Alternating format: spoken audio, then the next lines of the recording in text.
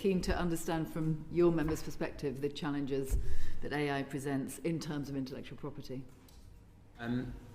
So I suppose we'd say that there are three principal deficiencies in the legislative framework as it is. And I'll kind of go with them in ascending order, if you like. The first is around image rights and the lack of clarity around image rights in this country. This is something that American states have been dealing with for some time. California, as you might expect, had legislation brought in the mid-1980s to try and deal with it, and now there's a range of case law to support the rights of deceased artists to control over their image, their work, and so on. That is critical to starting to deal with this synthesization phenomenon, the deep fake phenomenon, the use of very identifiable images, movements, speech patterns of people to promote products they're not in favour of, promote political causes they're not in favour of, create videos they don't want to be created, and so on. So that, I suppose, is kind of issue one, where there is a deficiency in the legislative framework from our members' perspective. The second is around this data mining issue, which has been touched on far more expertly than I can do, but it is pretty clear what the worry from our members' perspective is if you look at where AI is really directly impacting terms and conditions right now, which is the creation of synthesized adverts, commercials, movements.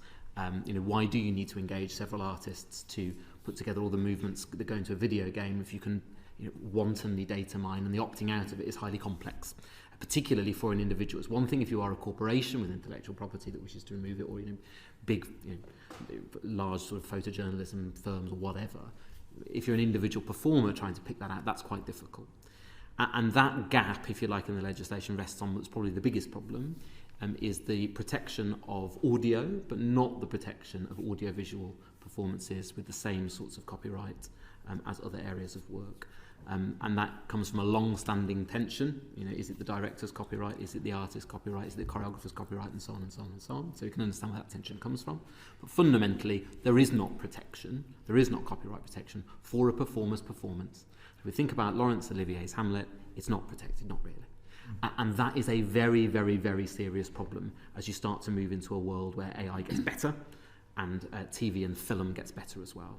Now, we are not in favour of an over-regulated system with statutory remuneration for our members and so on. We have very, very strong collectively bargained agreements across the audiovisual sector that protect our members. Frankly, they are more flexible and responsive than a legislative approach. They deliver better returns for members. Our members receive significantly better royalties and secondary payments than their colleagues in continental Europe because we've bargained them better, and that's allowed us to be flexible as new technology has arisen.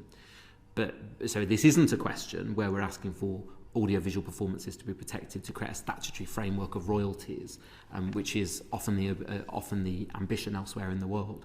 What we would like is an acknowledgement of it in law. That's what the government, this country, has signed up to in signing the Beijing Treaty.